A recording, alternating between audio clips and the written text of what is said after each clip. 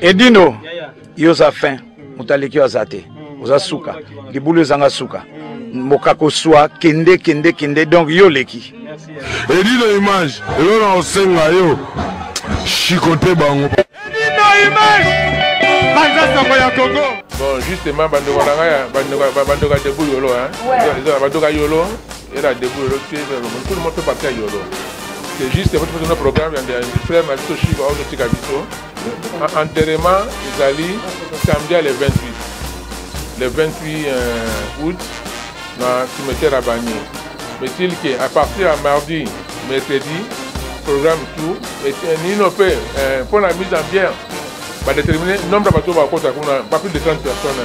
Mais je trouve aller monter à bateau, aller monter en PMB. En tout cas, nous sommes à Yolo. Les là Yolo Sud, Yolo Nord, Kaouka, Matongé, des familles. Non, même pas des frères et des mères. Né grandi dans le Dallas. Tout le monde a participé à l'enterrement de Grand Chikwa. Comme d'habitude, nous avons bon, tout ça, non, à Colina Dallas, je me montango, Malé, Bépena, Bibi, Tino Labo, Toussaint, Dikefu. Boya Bene Bele Pena, la façon de tout le temps de la Pena. Merci, Minga comme telalité. Le 28 enterrement dans le cimetière à Bagné. Le cimetière à Bagné. Mais il y a 9h30, 10h30, dans le cimetière à Bagné. Après, on a des trucs qui sont en place de tout. Si tu vas bien te rouler dans le parc à 91h. Merci de la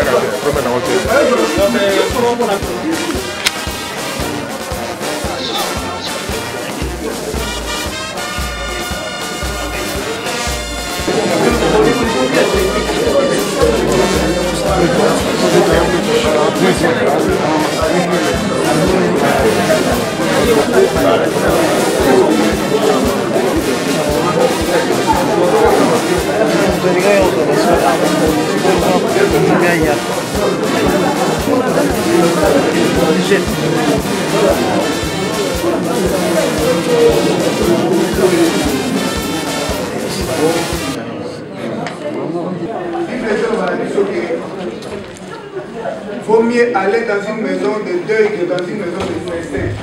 C'est là où toute personne prend la chose à cœur. Donc, tu dis, moi, maman, pour partager car mon cœur. Donc, l'existant de l'une des Guadeloupe,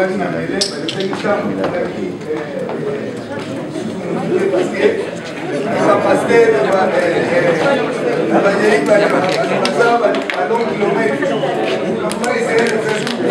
ça serait une bonne chose. Auto fait ça dans le Congo. Parce que c'est pour ça que nous sommes en règle.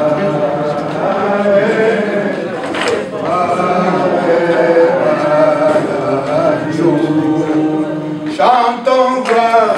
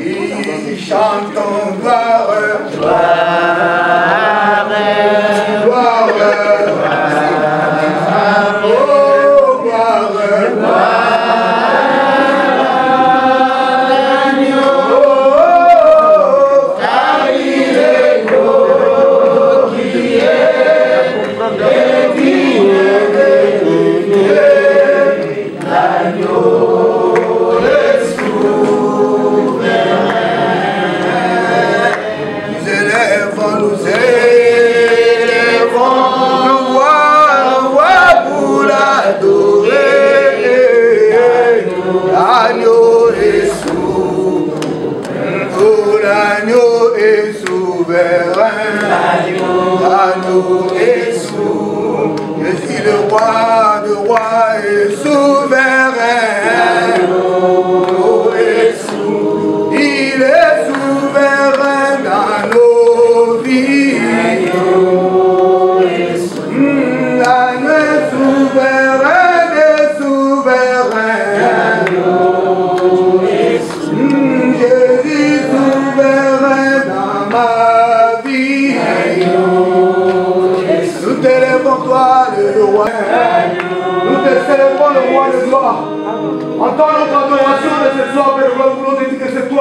roi de gloire. Nous bénissons ton Seigneur, nous t'élèvons le roi, nous te glorifions, Père de gloire.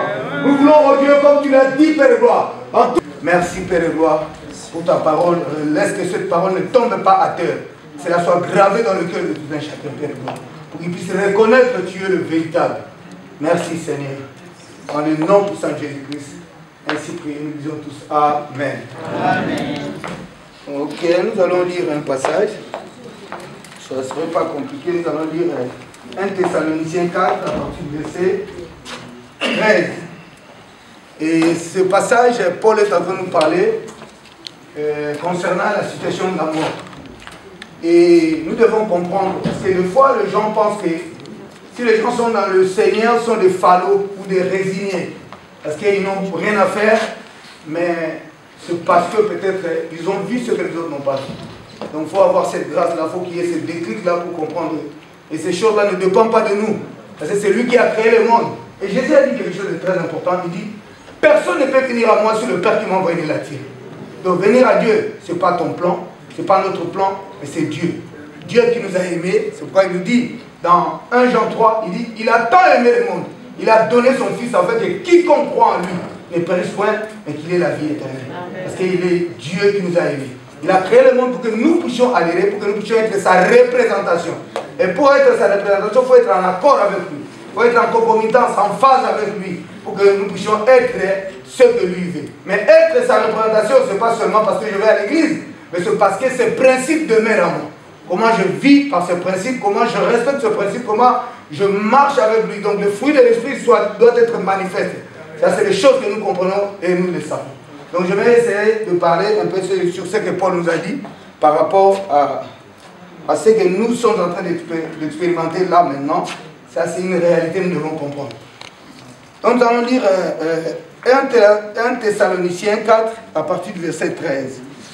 Paul nous dit,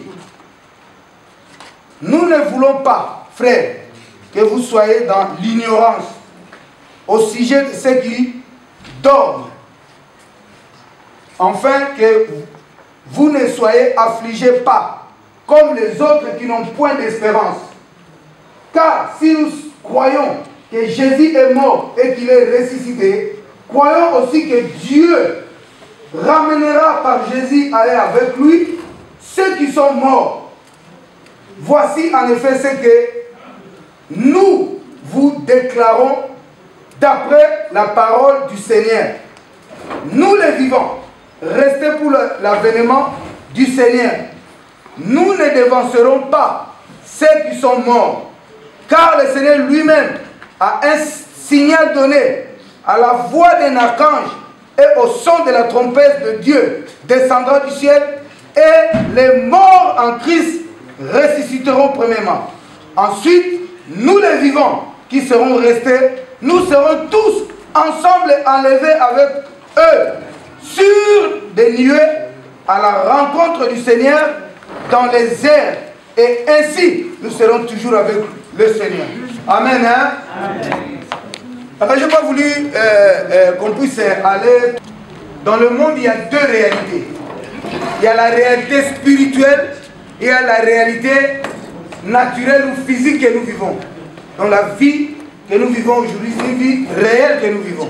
Mais au-delà de cette vie, il y a la dimension spirituelle. Parce que nous devons comprendre en tant qu'humains, nous sommes faits, l'homme est tripartite.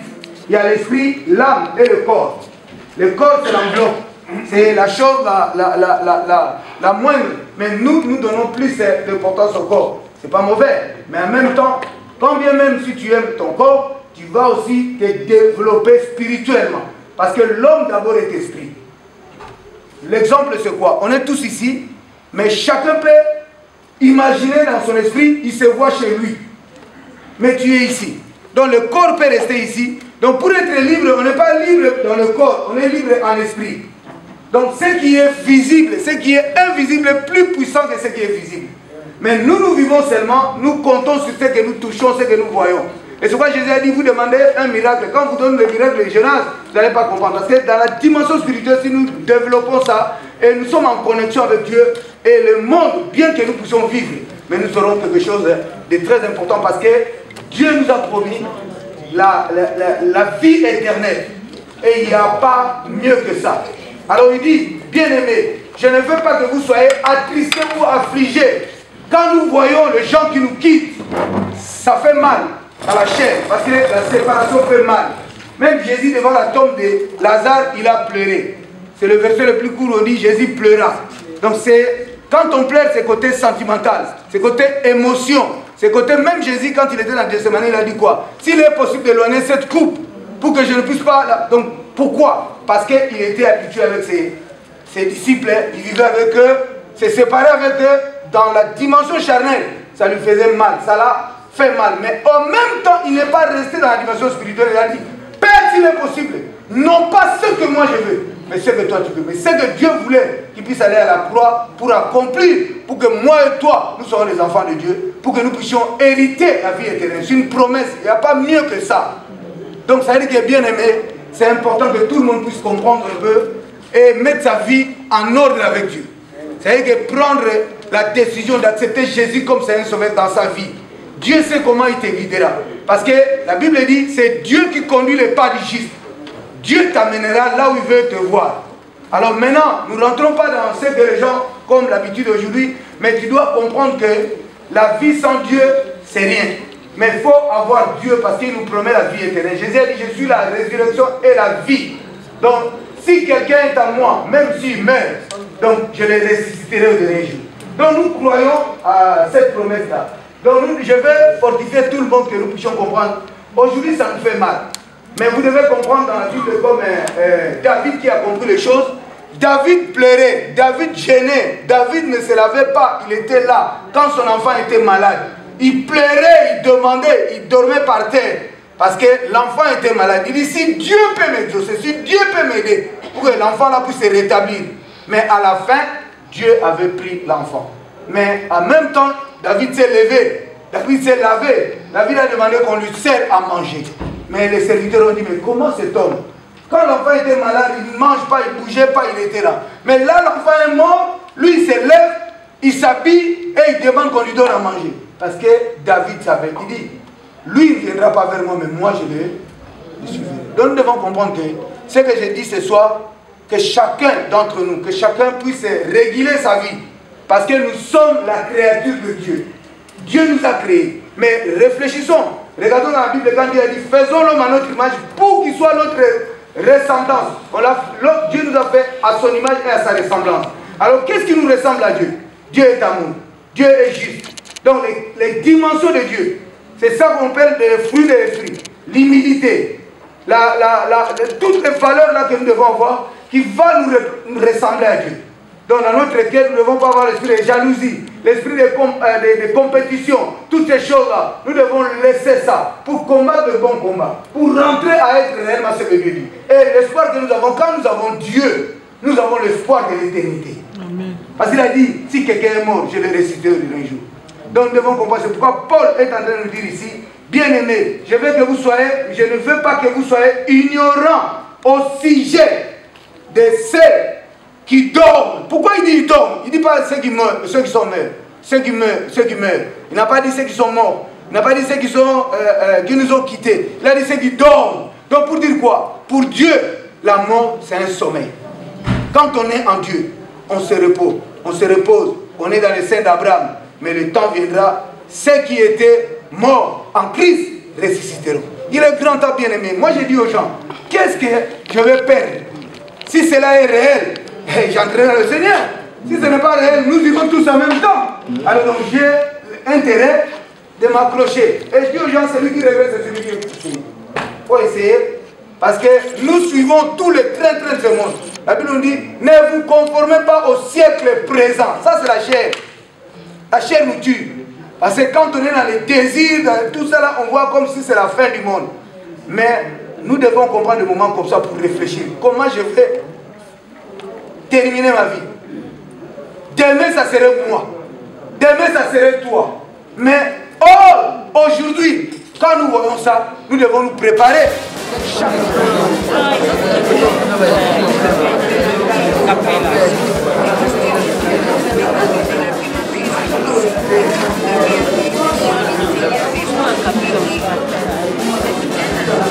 Je me présente Moualim Oumar Ali. Sherdin Islam. En tout cas, naye awa naza mwana yolo ya tongo malgré mingi bazé banga société nava na fimi numéro 1 la fimi numéro 1 croisement akimwenza fimi malgré bon naye awa pour assister na liwa ya frère ngai Chico, c'est un garçon qui était bien très gentil. C'est pour ça que je viens de loin, naye vraiment assister na matanga naye parce que c'est un garçon exemplaire. Bon, j'habite à Saint-Germain-Laye, donc naïe vraiment petit côté tout na Essonne, je crois. Vraiment parce que c'est un garçon exemplaire. Moi, il respectait les gens, et il savait organiser des choses.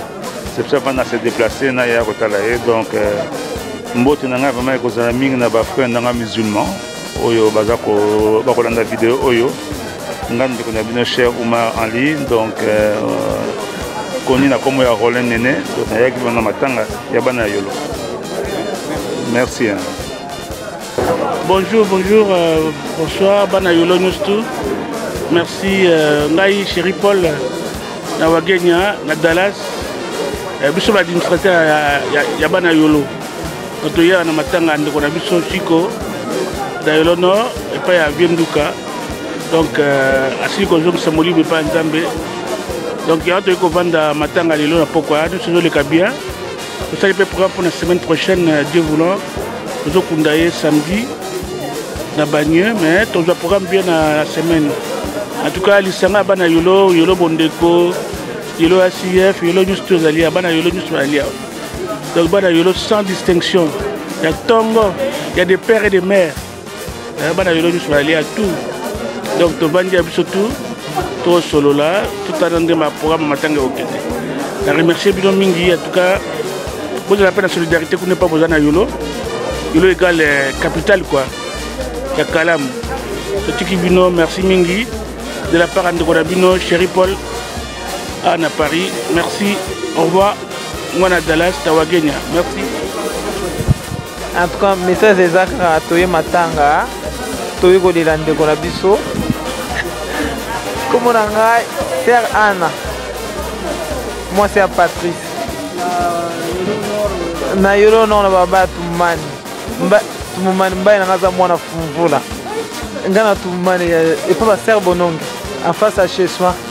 Ah, ça tumani pas bemedo. Voilà.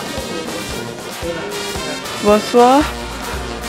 Ngai bon, ça émotionnel là tout d'abord là ozokoka kolobate courage ezate parce que là où tu vas perdre deux grands frères nangai en même temps kaka la moi eleki à nagier ya Hubert tonton Ibé na ya nangai ya Benoît donc balandani d'un coup comme ça même pas 2 semaines mais moi pas lundi donc et pour arriver sous de Konabiso frère Nabiso tozakane la réunion à Debouyolo François Chico ayesu kotika biso donc pasi na pasi mai na misula ino surtout donc yango toye awa assistance pour assister na mort ya ndeko na biso Chico mpona nga vraiment nayebi te nzambe azwa lokumu iwo aza ya moto nyonso to eza nzela na biso nyonso tu oyo baprécédé biso nzambe ye moko ayebi pourquoi donc voilà napesi mbote mingi na bandeko na ngai yolo surtout yolo Dallas mbote mingi na famille mobimba famille na ngai oyo bazolanda nga sere na bino Germaine naza likambo oloba te ya Ibe akei ya Benoît akei donc pasi ok merci ndaba abatela bino na biso on est ensemble. Bon, Zanzela, Seigneur, soit absolument au Rwanda. Merci. Comment on va tuer? Bon, na Sanda 16, Chocho. Vous avez joué le bota, mol, top, bien chic. Bonsoir d'abord. Maman Siska moi Yolo, na Lutu no 31 bis. Donc voilà, Toy Matanga. tosangani mpo na ndeko na biso Chiko akufi aza trésorier na biso na Debout Yolo. Donc toa na pasi yango toye matanga donc naza mama social na kati ya Debout Yolo yango toye awa mpona kokabola mawa na ndeko na biso. Napesi bandeko nyonso ya Yolo mbote oyo nyonso bayebi nga mbote bamamuke nabosani bakombola bango pesho badet baya gode bino nyonso nape bino mbote ebele nzambe alola mona bino junior napesi yo mbote bana na nga je vous aime to mamuke Lioni Mimba bizu toa na matanga awa ya Chiko na babala Kimwenza et pas photo nduka. Donc bye bye bye. Je vais me présenter, je m'appelle Jackie Koufi. Bon, ma benganga Kija, à moi na Bukavu na Yolo Nord, Leka Kouko. Donc na Orly, les autres dans atanga lisusu ya Chiko. Tozolaki déjà koloba lisusu. Na lobaki yango ke bon nazayo kosala makambo ngo. Tika lelo nzamba pesa biso lelo makasi tozuma courage tosenga pe na famille tosenga na famille na ye bazala makasi pe lisusu tozokufela moko na biso azalaki ke il n'a jamais eu de problème avec les gens toteka na imagine za oseka mingi tika ke nzambe na famille na ye nzamba sunga bango azali akena kimia eza nzela ya biso nyonso toya koboma na moi eza lokola donc tokotambola na nzela toza na sanze te ntango no ekoki amitambola na soki wana sezaki bon merci mingi na me présenter Manzambi na Bukavu numéro 5 ben voilà bon nga là vraiment Chiko ayeba nga tele buta ebinga bien jali ya na ebada 3 génération moko bon yangona il fallait que nazala et puis bisenga motema pati mingi na kutana na petit encore mbala moko et pas ya papa Rengos na banda na matanga ya Marie-Jeanne et puis ba bisenga keleki ya bada na tunaki na biseke te na ibete do mukolo ande na yebaka ye mais en tout cas azalaki mutu moko kaka mokolo wana kaka namonaka ye mais non azalaki garçon moko vraiment non pas possible wana epesinga mawa trop mawa mingi donc nga mosala ekenda na province na landa mais nazalaki obligé na ya koassister et puis nazala mpe na enterrement donc eza pasi voilà merci beaucoup.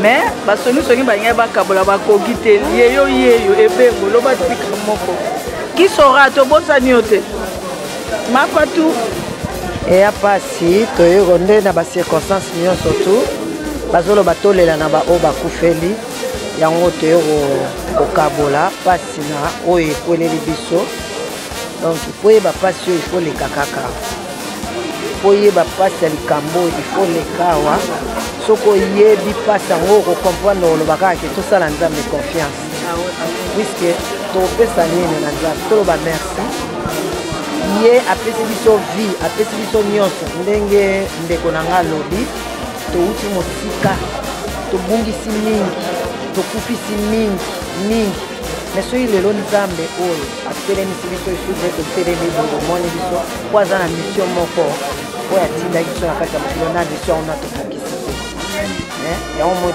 toza toujours kaka koaproche kosala posta ya nzambe na mission ndenge atindi na ye eya neti mingwanga nalobaka liwa ndenge ke tokufeli mingi eza neti loto omoni loterie bato mosusu baobeta baloterie ya mbongo bazozwa bazoganye mais oyo eza na loterie moko ke loto moko beti bashuwaka te baganyaka yango kaka ntango baganyaka yango apesi biso vie mais abomi nyonso calendrier na ye naissance na mbotama ezaka ye mutayebi nakufa ezaka nzambe mutayebi yango bamédecin lelo bazosalaka barecherche na ndenge ya médecine mpona koévolue me nzambe soki alobi terminus ndenge ndeko na biso azalaki na terminus na ye asalaki tozolele na babien na ye oyo babienfait ne oyo asalaki lelo ezalaki terminus na ye ifo tondimango mpo eza mpasi tokolela mpo akufa eyali mais d'un côté toloba merci mpo mission na ye moto ayebi yango nzambe tozolela boye aza lisusu ate asalaki mataki akei donc biso mpe bato tika toyeba koprépare toyeba kozala bien na baninga lelo baninga mosusu tokutana na bango na poto awa mibale misato bakambani baswani me biso swanaka te touti mosika mpe na ndenge tozokele tokontinue kaka tolobaka na nzambe merci nauti nanga Bruxelles na ozonga na ngai toyebi ozala na Bruxelles je sais viki namoni ndenge obuki monoko na foto mamuke lioni namoni bino bozala bien tolingi bino mais qui sera de 16 à 16 ans beya nayebi namonaki okenda kopesa mbongo epa ebengo namonaki bino na deps elia na nani wana mosusu mwana yolo beya mosisa donc bozala bien allez wasito mwana Dallas opeselanga Kisora mbote ebele moyaya moi je t'aime beaucoup Kisora nayebi bisous ndaya ilunga. Bonsoir, bonjour. La place c'est écouter la moyi, la PC bonjour, c'est écouter la pourquoi bonsoir. Bon, biso toya wa matanga ya Veshiko. Ya Veshiko atiki biso. Donc yango to sangana to kabula mawa quoi. En tout cas bino tout bozala na passe biso pe tozala ngo. Tozala passe to lela na ba o bazolela. Fête si la raté matanga pe si la raté. Mais matanga si la raté et pas ya famille. Ya na epsi bino bon na senyi na bino bina merci na nenge batu baye pe batu bala nzela mususu baza boya batu bauti par-ci par-là donc on a oloba yango wana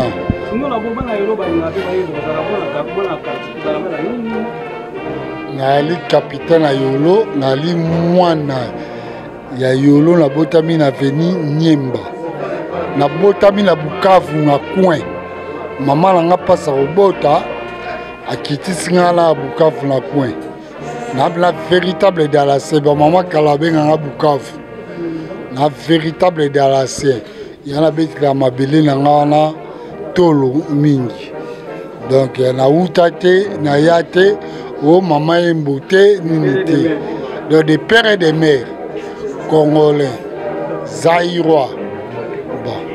Merci. Naza moninga lisano na kati ya Debu Yolo mwana Yolo véritable nœud grandi na kati ya Yolo comme na linzenge to ami balé to aranga moro so sale hero to linzenge donc ezaraka so moi mi balé avec la famille 12 to kango le pa na maman ya grand-père Bozi Boziana. Voilà, Bichon numéro 12, numéro 10. Donc voilà, les gars vieux qui saura. Il y a 6 cahiers. Plus petit, aux la problème la moutouté. Si on va soigner, c'est nous qui avons un problème. Amen. Il y a jamais. Bien aimé, balinga partout. Il y a un seul problème, il y a un toi le autre sang pour la frère Nabiso Poutou oh to bengi na kombo ya Chico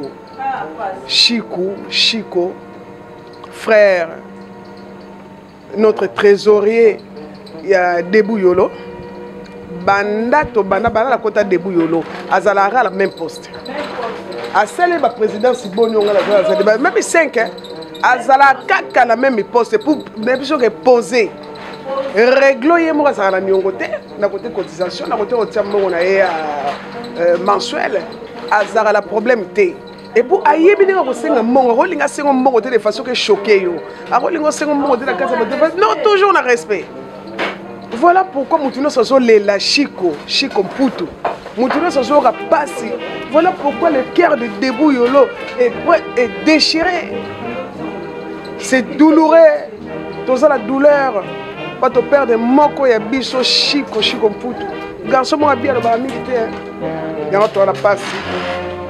Le Sangana pour leur rendre hommage. Il y a bien que des bien fait, que des bien. Et si l'homme qu'on a dit pour sauter. Il y a ce que j'ai la semaine prochaine où nous allons pour vivre les sous Yolo. Bon vivre Yolo, c'est la venir. Total la pino. Tonico, il y a un sangana qui se news pour Awab, Bana Yolo.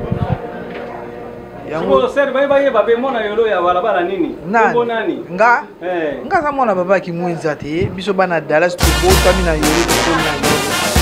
Ah, nde yene mbabota na Yolo te na mami. Ba ndo babota na Yolo te na bota na Yolo.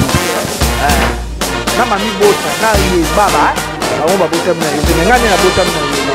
Baba. Twana su. Souci na biso ya trop mpona Chico mwana moko malamu alobaka te mwana moko calme esali biso mai ya mawa tro me nzambe azoka lukungu tozangi mokano na ye toza moto ya mokolo na ye biso tozangi bapaya eya moto ya mokolo na okei. Amen. Merci beaucoup. On se voit bien. Gangster ya Armand Paka. Nari donc boye bagara donc tant que boye basse donc c'est donc Armand Paka nari au gangster. Bon bonsoir à bien on se va comme tu as dit on toujours le temps ya Chico. Que zone habituelle de Yolo. Et elle passe dans tout ça. Zambe ya fatigué Zambe. D'abord tu as toujours sur ce bas Yolo l'autre salut payé. En plus, vendredi sur le foot à Nawa, pour le Kundaï samedi, pour le Tikaï samedi, à Kende, après mon bout. Donc, on y a toujours là, il dit l'image, donc, Talara, il dit, Paris, mon bout, quoi. Dans mon toit, il y a en tout cas, donc, il dit, ça va bien. Donc, tu as toujours Adela, il y a un côté. Donc, oui, on va Adela, Adela, donc, mon héros, hier, moi, la Belgique, quoi. Moi, Adela, on peut faire de moi, Adela. Bon, eza matanga na biso toyenga na aussi Belgique na yawa ndeka toba to se sympathiser ki tosangana epi tosungana na ntango ya pasi yango nakonika lelo bon lobi mpe nazongi na Belgique mais en tout cas tozalaka bomoko yolo toujours en tout cas nasepeli ya so ti nga na nyemba 28 na point donc eyebani na dans la nyemba na point ngala sali wana en tout cas kitoko trop en tout cas la cinquième bon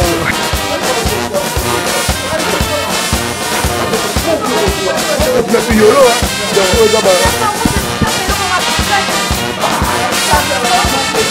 donc bango comme simba société na biso bango et puis bingo le bateau de l'eau donc Yolo premier donc s'il vous plaît. Vraiment, je remercie tout le monde. Comme on a Séraphin, Kazi, Erico, Nabotami na Yolo, na Irumu numéro 25, le Baba la Mona Bazi Ngoto, Dieu Maurice. Donc, le prolongement Baba na Naï, les colos, tout le monde de Colombie, Chico, bon, vraiment, ils ont passé.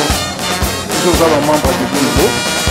Et à les langues qu'on a vu tout ça ensemble. Mais c'est vrai, il n'y a pas. Mais il n'y a pas de nous surtout que ça. On va se surmonter. Malheureusement, mais tout ça, c'est du bouquet. Tout ça, Yolo, tout ça, on a tous merci. Chez nous, on commence à tomber. On commence à tomber. nazali na tristesse mingi mpona kopanza sango ya lelo toperdre moninga na biso Chico François donc lelo oyo aza susu te me naza mingi te ya koloba biso bana Yolo tokosangana na makambo nyonso tozokosala bacotisation na biso mpo tokunda moninga na biso na esengo boliwa eza mpona biso nyonso donc ntango oyo nazoloba boye vraiment nazosenga na nzambe ke son âme se repose en paix nazali mwana yolo ne ya yolo grandi ya yolo kolongwa na ngai yolo naye poto mbala moko nayebi commune mosusu te nayebi kaka Dallas nga naza Dallasois des natifs merci bien nga nazali ne nabotami na balabala Bukavu numéro 36 evoloka botami na numéro 6 grand star icône ya kata musique congolaise yoki donc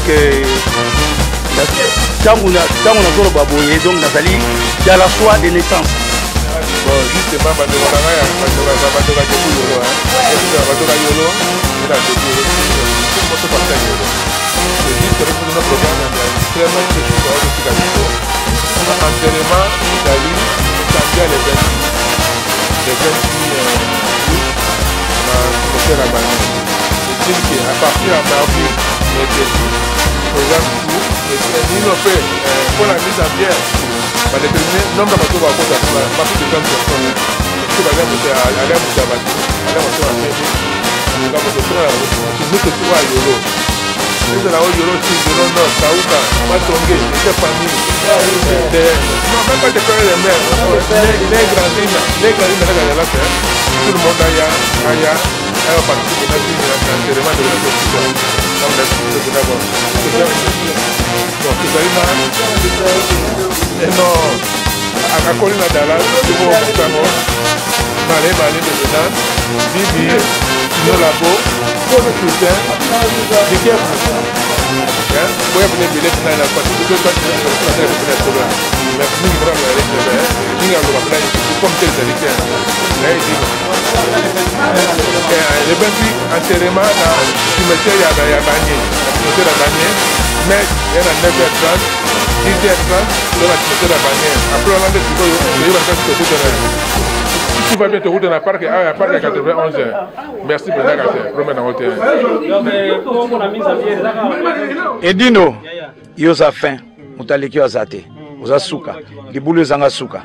Mokako soa kende donc yo leki.